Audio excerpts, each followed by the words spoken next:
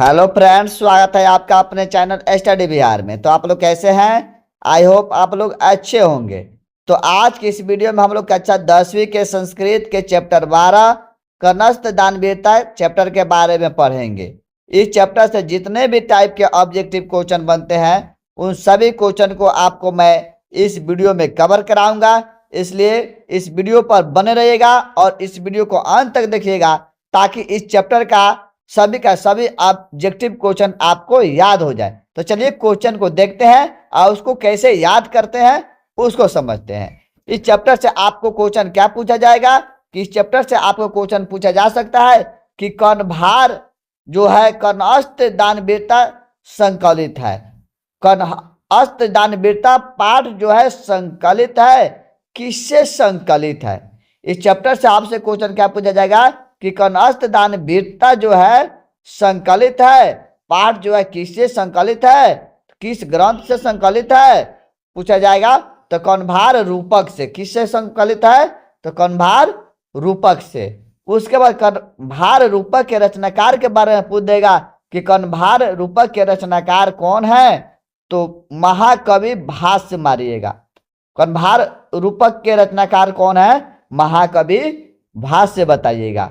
उसके बाद कर्णभार रूपक ली गई है, क्या पूछा जाएगा कि कर्णभार रूपक ली गई है पूछा जाएगा।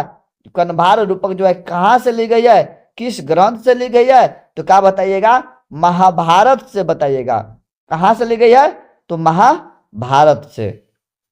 उसके बाद कुंती या सूर्य पुत्र है कर्ण, क्या बताइएगा? कुंती या सूर्य पुत्र है कर्ण। तो अब इससे आपको कैसे क्वेश्चन पूछा जाएगा? आपसे क्वेश्चन पूछा जाएगा कर्ण जो है किसका पुत्र था? कर्ण किसका पुत्र था? तो कुंती का दिया रहेगा, नहीं तो सूर्य का दिया रहेगा। सूर्य उसके पिता थे या कुंती उसकी माता थी। तो आपसे क्या पूछा जाएगा? कर्ण किसका पुत्र था? तो कुंती का ऑप्शन में दिया रहेगा, नहीं तो सूर्य दिया रहेगा। तो एक कोई दिया रहेगा तो उसको मारिएगा। उसके बाद कवच कुंडल था। कवच कुंडल जो था किसके पास था? कर्ण के पास। आपसे क्वेश्चन इससे पूछा जा सकता है कि किसके पास जन्मजात कवच कुंडल था?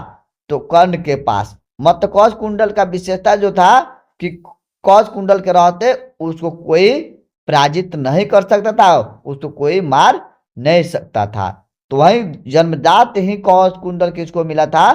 तो कर्ण को मिला था। मतलब जन्म से ही कर्ण के पास कवच कुंडल था।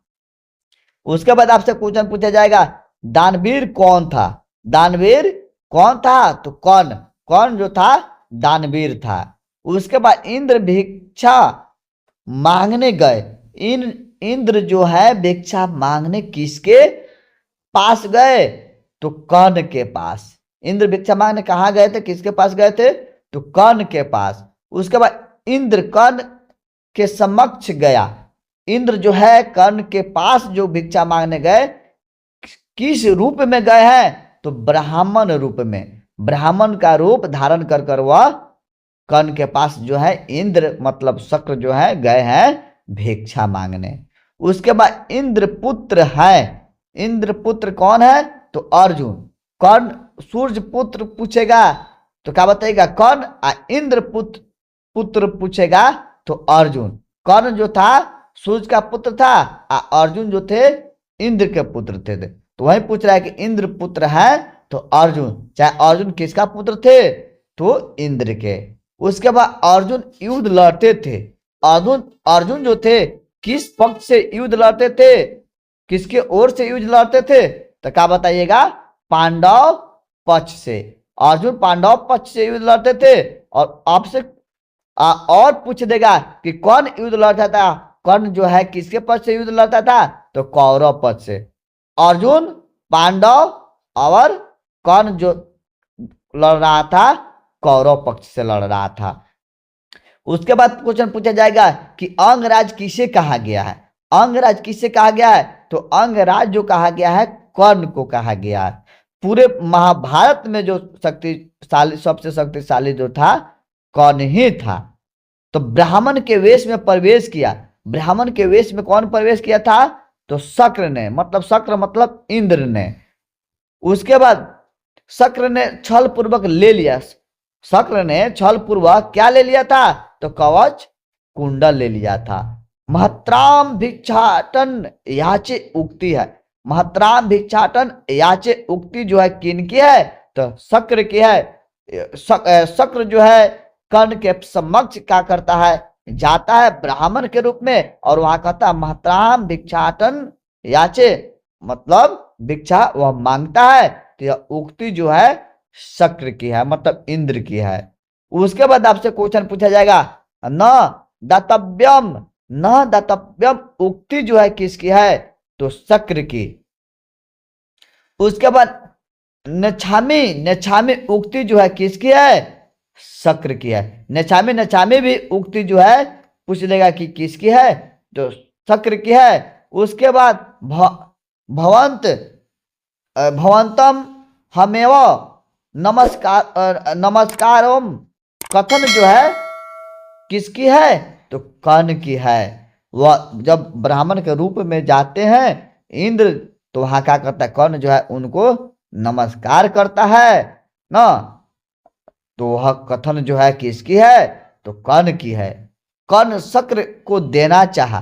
कर्ण शक्र को, मतलब कर्ण जब जाता है, इंद्र जो जाते हैं, मतलब शक्र जो जाते हैं, इंद्र को ही शक्र कहा गया है। शक्र जो है कर्ण के समक्ष जाते हैं भिक्षा मांगने, तो कर्ण जो है उनको भिक्षा के रूप में गाय, घोड़ा, हाथी, स्वर्ण मुद्राएं, यहां तक कि वह संपूर्ण पृथ्वी लोग देना चाहा।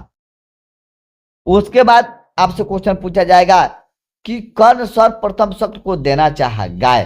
कर्ण जो है सर्वप्रथम शक्र को देना चाहा। क्या देना चाहता? गाय। मतलब इंद्र जो है, शक्र जो है, इंद्र या शक्र बोलिएगा, शक्र जो है वह जाकर वह क्या करता है? कवच कुंडल मांगता है।